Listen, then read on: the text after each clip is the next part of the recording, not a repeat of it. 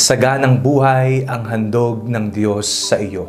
Ako po si Father Fiel Pareha at ito po ang ating segment, ang Daily Devotion, na kung saan tayo po ay magdarasal, magbabasa at magninilay kasama ng salita ng Diyos sa buong taon. Manalangin tayo. Sa ngalan ng Ama, ng Anak at ng Espiritu Santo. Amen. Halina, banal na Espiritu, liwanagan mo ang aming puso at isip, nang maunawaan at may sa buhay namin ang iyong salita. Amen. Our Bible passage for today is from the book of the prophet Isaiah, chapter 25, verses 6 to 10, and I read it for you. On the mountain, the Lord of hosts will make for all peoples a feast of rich food, a feast of well-matured wines, of rich food filled with marrow, of well-matured wines strained clear. And he will destroy on this mountain the shroud that is cast over all peoples, the sheet that is spread over all nations. He will swallow up death forever. Then the Lord God will wipe away the tears from all faces, and the disgrace of his people he will take away from all the earth. For the Lord has spoken. It will be said on that day, Lo, this is our God. We have waited for him, so that he might save us. This is the Lord for whom we have waited. Let us be glad and rejoice in his salvation. For the hand of the Lord will rest on this mountain. Saganang buhay ang hatid ng Diyos sa atin.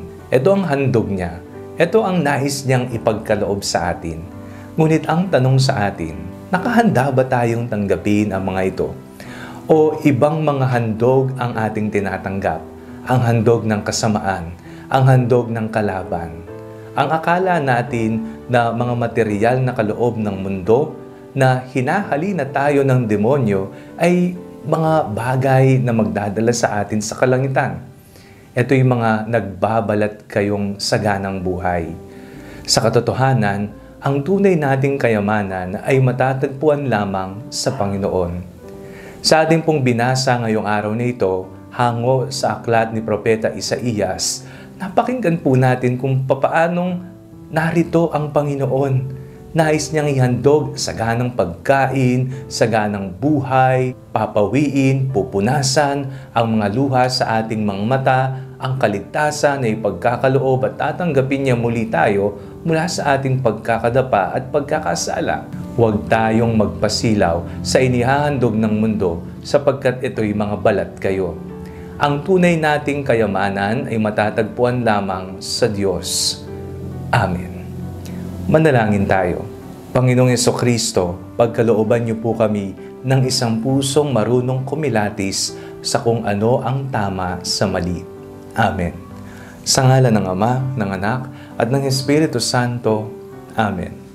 Huwag po ninyong kalimutang i-like ang video ito, mag-comment po kayo and share it with your family and friends. Ang Panalangin Bago Matulog ay may sariling Facebook page na po. Huwag niyo pong kakalimutang mag-like at mag-follow dito. And do not forget to subscribe to our YouTube channel. I-click nyo lamang po ang link na nasa description ng video ito.